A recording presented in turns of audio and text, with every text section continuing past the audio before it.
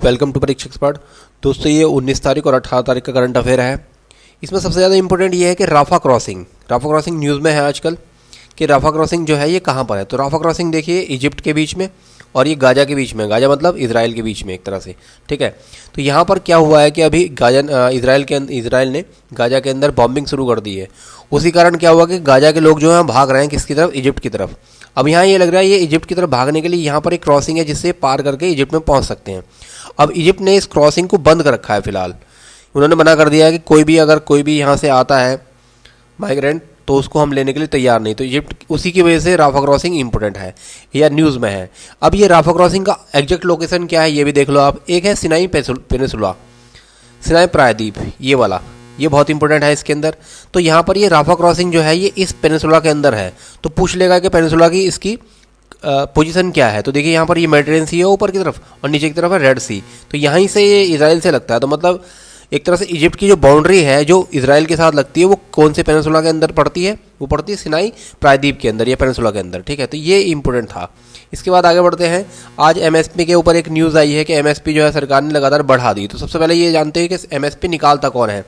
इस पर क्वेश्चन आता है कई बार एग्जाम में कि एमएसपी कौन निकालता है। तो एमएसपी निकालता है, इसे डिसाइड करता है CACP, commission for agriculture cost and pricing, और इसको उसके बाद अप्रूव करता है सीसीईए क्या है, cabinet committee on economic affairs. आपको याद रखना है कि cabinet committee on economic affairs इसको प्रेसिडाइज कौन करता है, तो इसको करता है पीएम, ठीक है। अभी अलग अलग फसलों के लिए 26 से ज़्यादा फसलों के लिए दिया जाता है। अब आप ये समझ लीजिए कि एमएसपी होता क्या है। तो ये मिनिमम प्राइस है जिसके ऊपर एक किसान अपना कोई भी जो उसकी क्रॉप होगी वो बेच सकता है मार्केट के अंदर, ठीक है। गवर्नमेंट उसको खरीदती है। अब देखिए ये भी जो एमएसपी है इसके भी 3 फॉर्मूले होते हैं। एक है A2, एक है A2 प्लस FL और C2। A2 का मतलब है कि टोटल मिला के जितना भी उसका खर्चा आता है किसान का। दूसरा A2 प्लस FL का मतलब है जितना खर्चा आया उसका प्लस उसके अलावा इसके अंदर फार्मर की फैमिली का जो लेबर हुआ वो उसके जो फार्मर फैमिली लगी होती है काम उसके साथ, ठीक है।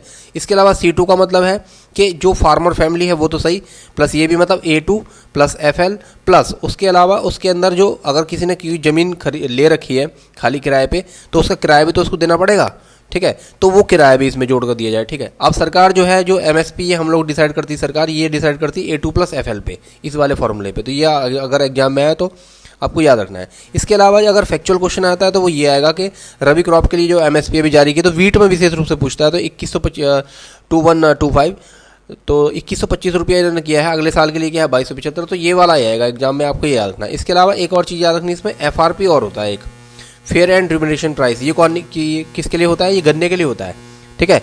जो शुगर केन होता है उसके लिए FRP होता है और अलग फसलों के लिए होता है MSP। तो ये याद रखना होता है, बहुत इंपॉर्टेंट है ये भी CCEA ही निकालती है। इसके अलावा एक और है कि अभी जो सरकार का जो फूड ग्रेन आउटपुट है 2022-23 का, ये बहुत इंपॉर्टेंट है। BPSC 67 में ये आया था और अदर अलग अलग एग्जामों में आ जाता है कि कितना फूड ग्रेन प्रोडक्शन हुआ है 2022-23 में। तो ये हुआ है 329,668 मिलियन टन। ये बहुत इंपॉर्टेंट है, ये आपको याद रखना है।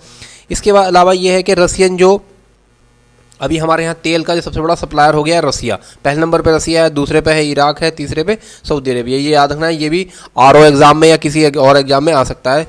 लगातार इस तरह के क्वेश्चन पूछे जाते हैं। इसके अलावा अभी हाइड्रोजन के ऊपर हाइड्रोजन मिशन शुरू किया है सरकार ने, अभी अप्रूव किया था उसको, हालांकि वो 2021 में शुरू हुआ। तो हाइड्रोजन के ऊपर ये आ रहा है कि हमारे यहाँ जो हाइड्रोजन की मैन्युफैक्चरिंग और सर्विस मार्केट है वो 45 से 50 बिलियन तक पहुँच जाएगी। तो इसमें जो हाइड्रोजन मिशन है विशेष रूप से वो याद रखना है आपको कि हमारे यहाँ जो हाइड्रोजन मिशन चला है, नेशनल हाइड्रोजन मिशन, उसके क्या क्या कंपोनेंट है। तो देखिए ये शुरू हो गया था इस साल और इसकी शुरुआत तो पिछले साल हो गई थी 2021 में ही, लेकिन ये अप्रूव अभी हुआ है, ठीक है। तो इसके मेन कंपोनेंट क्या है national hydrogen green hydrogen mission के कंपोनेंट। तो पहला है कि 5 million metric ton green hydrogen produce की जाएगी 2030 तक, ठीक है। इसके अलावा जो और इम्पोर्टेंट है कि 125 गीगावाट रिन्यूएबल एनर्जी प्रोड्यूस की जाएगी इससे ग्रीन हाइड्रोजन मिशन के अंदर। ये हमारा जो टारगेट है 5500 गीगावाट 2030 तक का रिन्यूएबल रिसोर्सेज से एनर्जी प्राप्त करने का, उसके अंदर 125 का ये पूर्ति करेगा एक तरह से, ठीक है। इन्वेस्टमेंट तो है लेकिन ये सबसे ज़्यादा इंपॉर्टेंट है, ठीक है, ये वाला और ये वाला, ठीक, ये दोनों आपको याद रखने हैं। इसके अलावा नेक्स्ट है इसमें कि जैसे PMLA एक्ट है 2002 का, ठीक, इसमें याद रखना है कि ईडी के ऊपर क्वेश्चन आ सकता है कि ये कब बनी थी कब नहीं बनी थी। PMLA एक्ट है 2002 का, इस पे क्वेश्चन आ जाता है। तो यहाँ पर देखिए ईडी के ऊपर एक क्वेश्चन आया था, ये RO में आया था PCS में।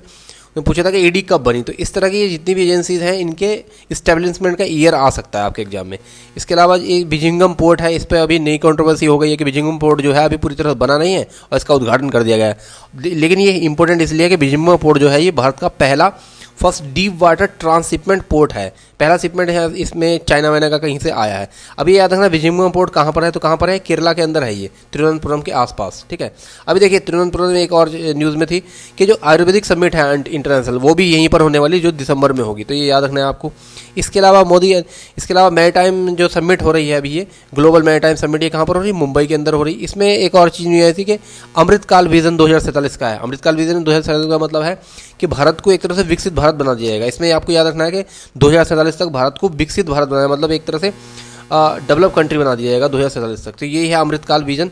इसके अलावा अभी जो एक 69th नेशनल अवार्ड हुए हैं उनमें आपको याद रखना है कौन कौन से अवार्ड इंपॉर्टेंट। तो पहले तो ये है कि दासा फाल्के अवार्ड दिया गया है किसको, ये दिया गया है वहीदा रहमान को, ठीक है, तो ये याद रखना है। इसके अलावा आलिया भट्ट को बेस्ट एक्ट्रेस का, कृति सेनन को मिमी के लिए बेस्ट एक्ट्रेस का। इसके अलावा जो अल्लू अर्जुन है उसको अभिनेता का मतलब बेस्ट एक्टर का अवार्ड दिया गया। इसके बाद बेस्ट फिल्म जो है वो नंबू, जो ये फिल्म थी क्या नाम था इसका, नंबी इफेक्ट का को, ठीक है।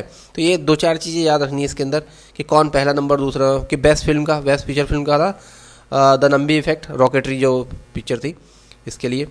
इसके अलावा विशेष रूप से इसमें यही वाला था। इसके अलावा है 2035 तक का के लिए अंतरिक्ष इंडियन स्पेस स्टेशन बना दिया जाएगा 2035 तक, ये बहुत इंपॉर्टेंट है, याद रखना है इसके अंदर। इसके अलावा इसमें गगनयान मिशन की तैयारी समीक्षा, ये 2040 तक हम लोग चंद्रमा के ऊपर भेज देंगे, एक मतलब मैन मिशन होगा हमारा 2040 तक, ठीक है। इसके बाद नेक्स्ट है इसमें WWF world wild life fund, ये इस पे क्वेश्चन आ चुका है पहले, ये तो अर्थहार होता है वो इसी का होता है। इसके अलावा इसकी एक रिपोर्ट आती है लिविंग प्लेनेट रिपोर्ट, ये भी आपको याद रखनी है कि ये कौन निकालता है, ये पूछ लेगा डायरेक्ट आपसे, तो कौन निकाले, WWF निकालता है। इसके अलावा WWF का जो हेडक्वार्टर है वो कहाँ पर, ग्लैंड है, ग्लैंड में स्विट्जरलैंड में, और बना था 1961 में। तो ये कोई वैसी एजेंसी नहीं, सरकारी एजेंसी नहीं, नॉन गवर्नमेंट मतलब NGO टाइप है ये, लेकिन इसके काम बहुत इंपॉर्टेंट है। ये आज का करंट अफेयर था। Thank you very much.